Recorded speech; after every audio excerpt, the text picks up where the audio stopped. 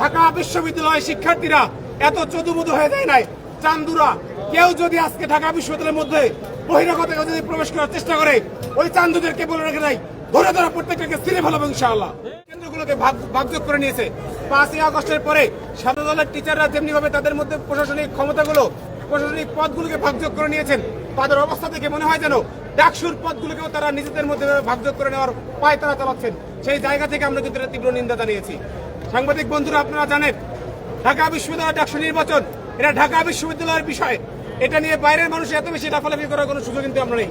আমরা কি দেখেছি, পেশি শক্তি প্রদর্শনীর স্পষ্ট প্রবণতা এখানে দেখা যাচ্ছে। ভোট কেন্দ্রগুলোর সামনে ছাত্র দলের শত শত ছেলেমেয়ে দাঁড় করে দিয়ে পারলে ভোট কেন্দ্রের মধ্যে ঢুকে যায়, পারলে জোর করে হাতের মধ্যে কাগজ ঢুকে দেয়। অথচ বলা ছিল ভোট কেন্দ্রের আশেপাশে কেউ কোনো প্রচারণা চালাতে পারবে না। নির্বাচন কমিশন তাদের ব্যাপারে কোনো পদক্ষেপ কিন্তু নেয়নি। পেশি শক্তির প্রদর্শনী এখন পর্যন্ত চলছে। বিশ্ববিদ্যালয়ের 6টা গেট আছে। 6টা গেটে যদি আপনারা যান, দেখতে পাবেন প্রত্যেকটা গেটের দুই পাশে বিএনপির জামাতের লোকেরা দাঁড়ায় আছে। ভাবখানে এমন যেন ফলাফল তাদের পক্ষে না গেলে তারা হুড় করে ক্যাম্পাসের মধ্যে ঢুকবে। আমরা বলতে চাই, ঢাকা বিশ্ববিদ্যালয়ের শিক্ষার্থী, আমাদের সমস্যা, আমাদের নির্বাচন, আমাদের বিষয় আমরা বুঝবো।